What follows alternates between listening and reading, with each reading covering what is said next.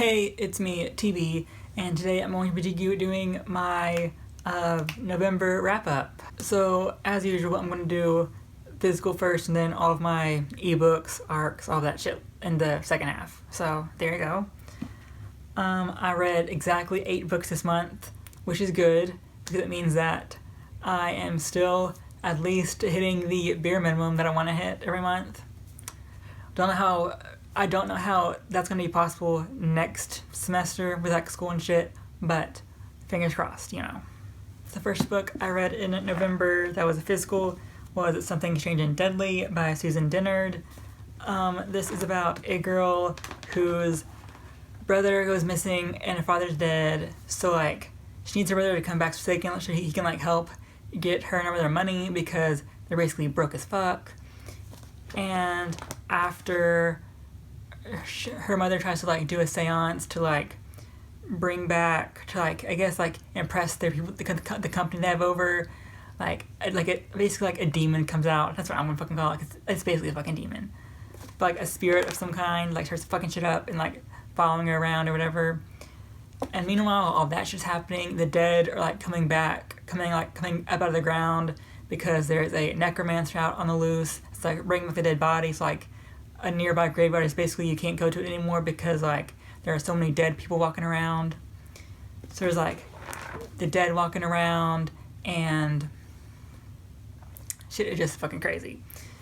So she goes to find our main character, Eleanor Fitt. She goes to find the group of people called like the Spirit Hunters, and that's like Joseph, Daniel, and G.A.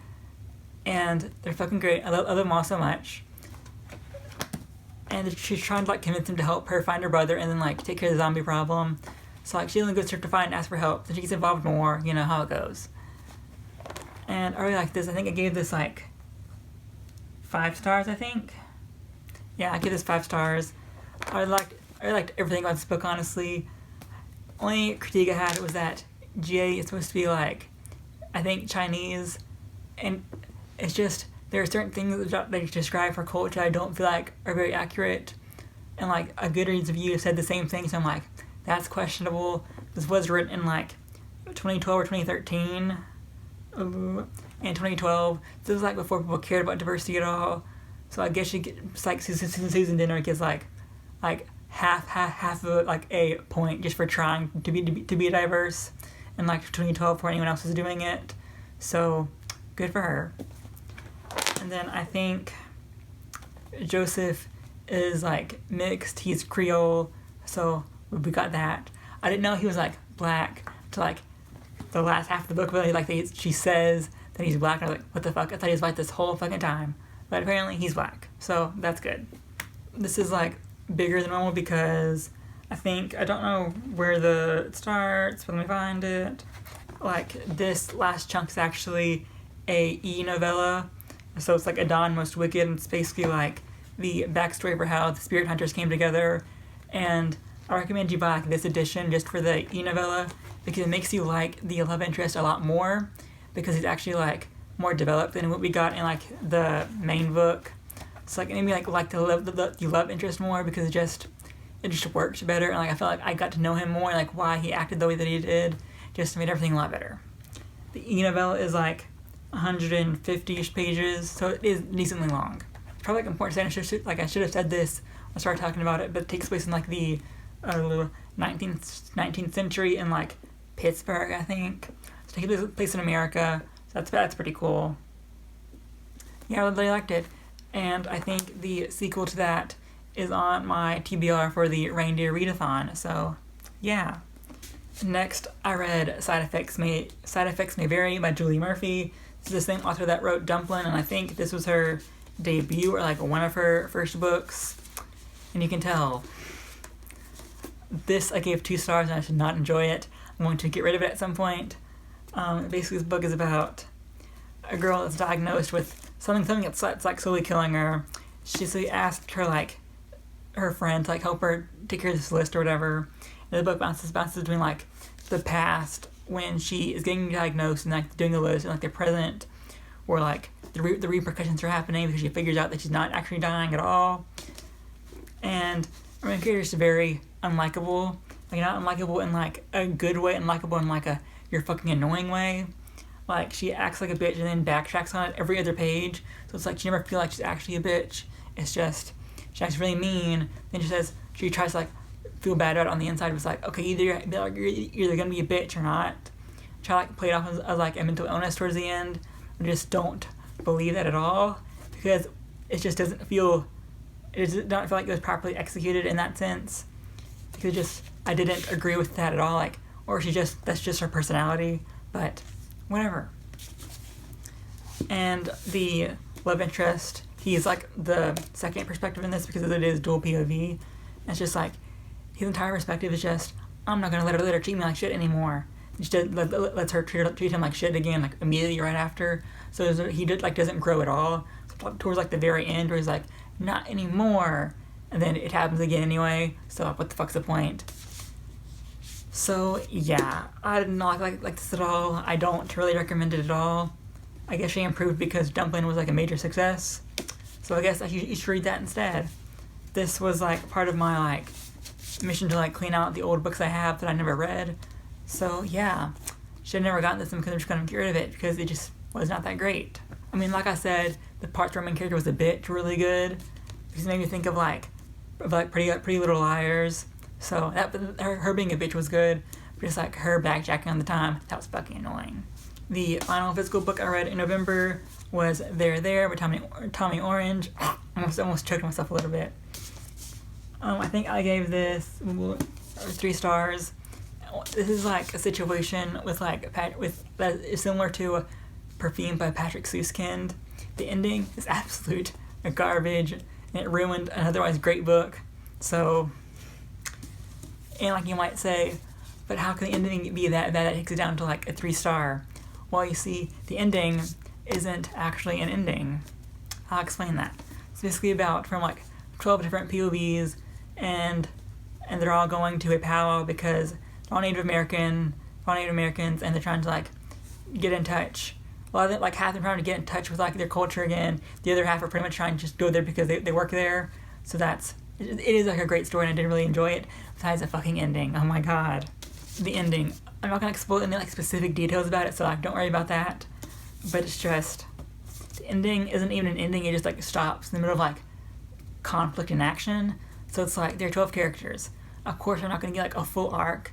That's fine. A lot of them didn't really need arcs because they're already kind of like complete as characters, but they still brought something to the narrative. The issue is that some characters did not have a complete arc, and they had like an arc leading to something just like dead. So it's like I don't know whether or not they're gonna get anything after this, or it's just like the book's over, so they're not gonna get anything. So I might say they might as well be dead. I don't know. And like it ends like there's just like 50 more pages. We've got enough room for like the perfect amount of like resolution, but it literally ends right after like shit hits the fan, and it should be like, you know how like books when like the big bad is taken down, and there's like a few chapters just like kind of like letting you relax after all that stress.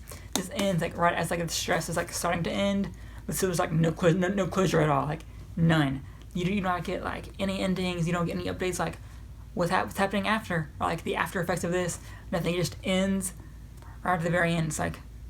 It's a very intense moment towards the end. It just ends, and I don't like it at all. Like out of 12 characters, I'd like 12 arcs. There might have been like 4 that were already done. There didn't need to be anything there because they weren't like major characters, but they did come in a few times. So that takes down to like 8 POVs. Out of those 8 POVs, 1 got like a complete arc. And by complete, I'm being generous because it did not feel complete at all anyway. But I'm saying like he was the first POV, he was the last POV. I'm gonna count it because he was kind of there. He had his feelings changed. So I'm gonna count it as like an arc. Otherwise, no one had an arc in this. They all like ended abruptly. I didn't feel like anyone was done. The writing though was fucking great. Like I said, the first like 80% of this was phenomenal. But just like the ending, I will be reading anything the author writes in the future because he is a great writer. But like, holy shit, the ending, I just need like an extra like 30 pages or something to just tell me what the fuck happened, because I don't know what happens. I don't know at all. Although I do complain about the ending a lot. You should read this because I did really like thoroughly enjoy it. It was like, it really is a great novel, but that fucking ending was so shit. Anyway, so now on to my ebooks, and I think all of them were from NetGalley, so let's fucking go. The first book I read that was from NetGalley was Striking the Shadows by Chantal Gadouri. Yeah, that was November. I think there was a co-author, don't remember her name at the moment, but I'll probably have it linked in the description below so you can add it to your Goodreads or whatever. So, Striking the Shadows is a retelling of Hansel and Gretel, kind of. It's like based on that, but not like a full-on retelling.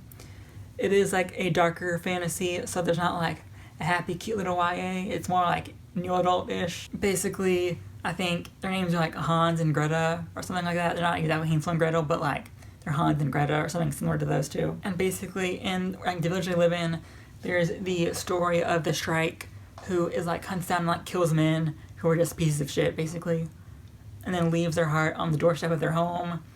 So yeah, that's a thing. And the Shrike strikes again, and she almost like kills Hans. Then shit happens at the village, and they're basically exiled. So they like go on this journey. Then they're still like being hunted down by the Shrike the whole time, and like shit gets fucking crazy. They become like they find like a new ally. It is dual POV between Hans and Greta. I think it alternates almost every chapter. There's a third POV towards the end, I think, but I'm not going to spoil who that is because it's kind of like a spoiler. But anyway, so I think Hans has like a near-death experience with the Shrike. After that, he like has a connection with like the Shrike. So like you see like bits of that. I did get this book 5 stars, I think. So I like really fucking like it, and I need a sequel like right now. But it's like an e-arc, so I'm not gonna get like a sequel until like 2021. So fuck my life, basically. The only thing I think people might have a problem with is that Hans is basically a giant dumbass the entire time. Like anything bad happens, it's because he's being a dumbass. So like I said, Shrike basically hunts down men that are like being pieces of shit, and Hans is a piece of shit.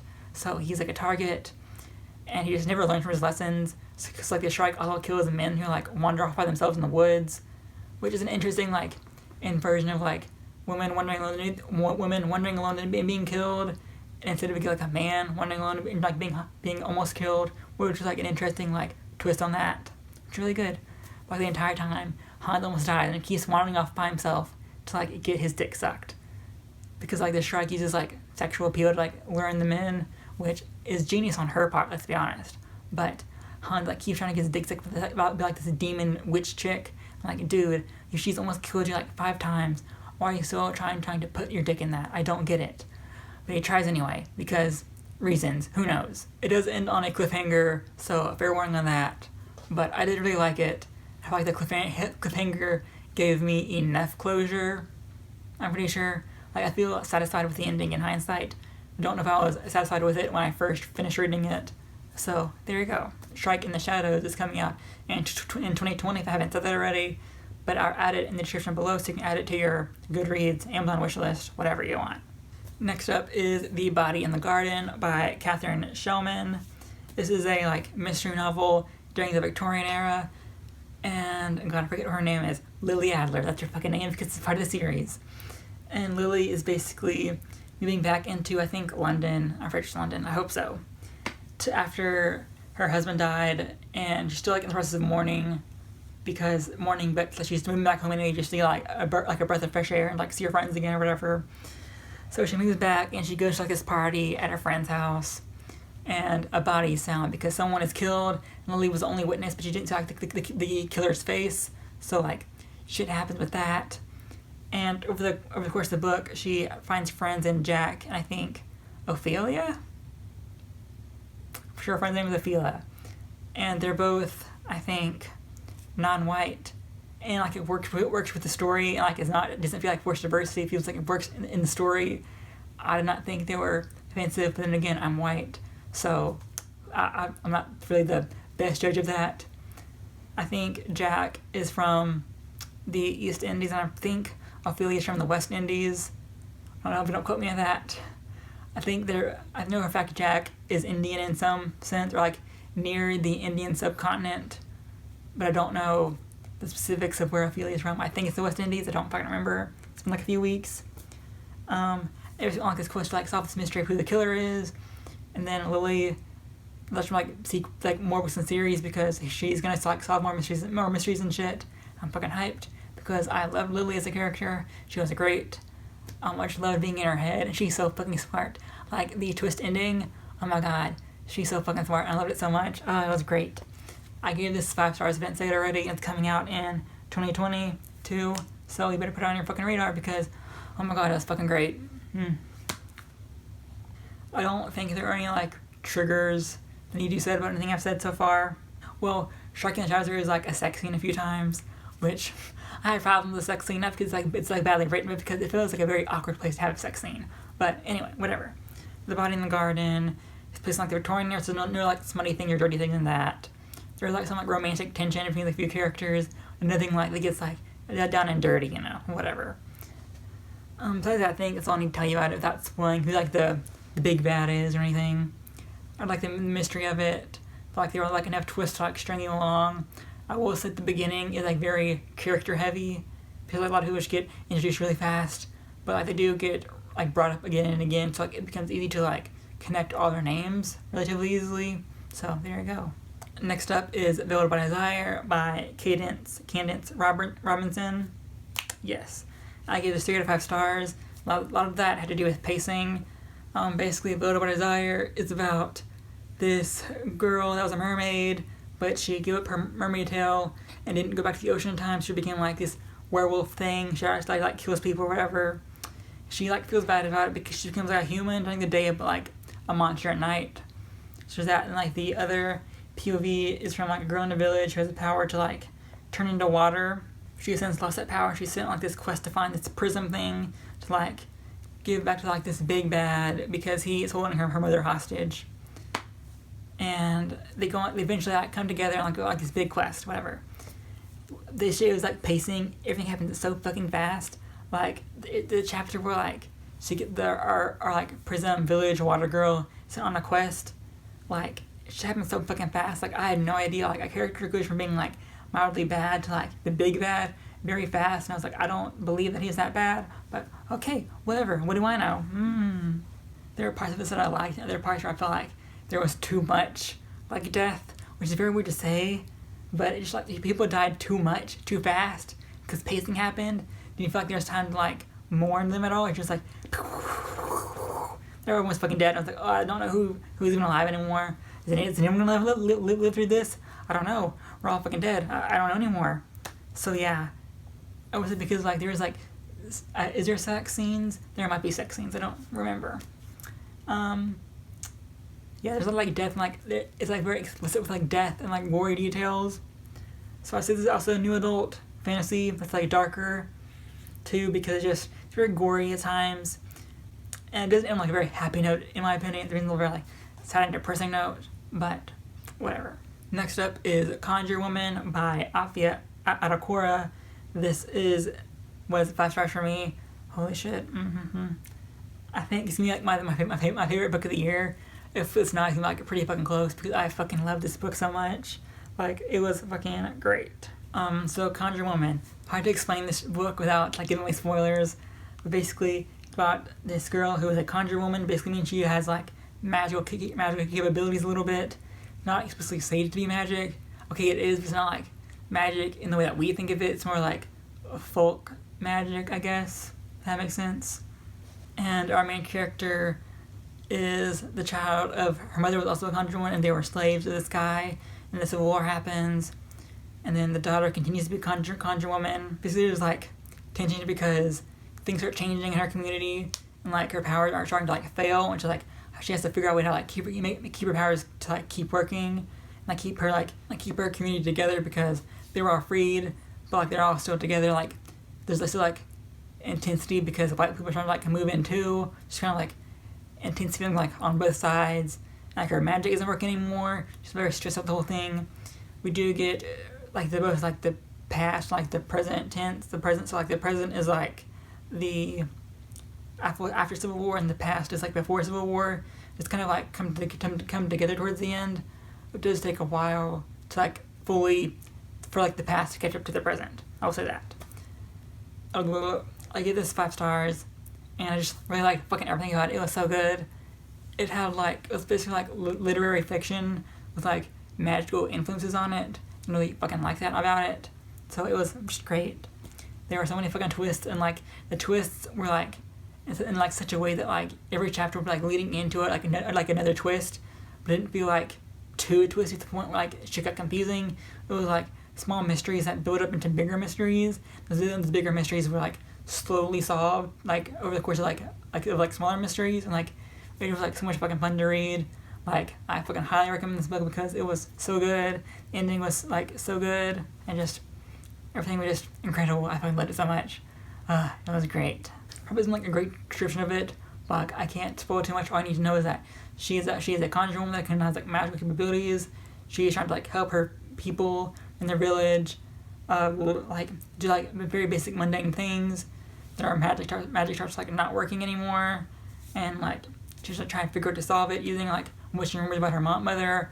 Like it's just great. So many twists, so much like heartbreaking tension, and it's just great. I love it so much. Obviously, like trigger warnings for like stuff that happened during like the era that people were enslaved. So there is like scenes where like enslaved people get like beaten, and I think there's a few like sexual assault scenes. So like fair warning on that part, I'm pretty sure. But overall, there isn't anything like beyond that gets too intense. It's just those two moments in particular get pretty bad. The final book I read in November was A Convenient Marriage by Giovanni Trica. This is like a contemporary romance for adults, which it's surprising because I don't really read that, but I read it anyway. I gave it 4 out of 5 stars. It was really fucking good. Basically, this book is about these two characters who decide to get married because they're both from Sri Lankan families that don't want them to get married, but for whatever reasons, the girl and the boy don't want to get married at the moment. The boy because he's gay and they simply want him to marry a woman. The woman because she's still like heartbroken over her ex from college, and she also wants to like work on getting her like doctorate or something like that. I don't know. I don't remember, to be fair. The reason this wasn't like 4 out of 5 stars is because like the marriage aspect doesn't happen until like the 50% mark, and I feel like the marriage could have been expanded upon so much more. But like their friendship is so fucking adorable when it does happen, because like they're married, but they're still like more like best friends and like lovers. I really fucking like that because they're like so nice and wholesome. It was fucking great. There is a scene early on where like the gay character gets hate crimed, but it doesn't get too descriptive, and it only happens once, I think. It's like basically the first half of the book is just them trying to like find their way to each other, and like the second half is just them being married, and like how that happens, because you know it's part of the synopsis that like the marriage doesn't last because something like starts like pulling them apart. It's like, well, what's gonna happen? So you need to finally read the book and find out. But it was like so nice and soft, and I fucking loved it so much. It was just so great. Like I said, the marriage aspect doesn't kick into like the 50% mark, which is weird because like the entire synopsis is about the marriage. So it's weird that like it wouldn't be like a more important aspect, but I still fucking loved it. Might read more books by this author, more books by this author, just because I did really like this, and it wasn't like a typical romance. It was like there was like the gay aspect. There was like a fake marriage aspect too. There's like I'm gonna like look into her other books because it might be something that I want to read. So it's fucking great. So yeah, that was my reading month. Overall, it was pretty good. I had more like 4 and 5 stars than 3 and 2 stars, so that's always great. Ugh. Fingers crossed December is better. And yeah, thank you for watching.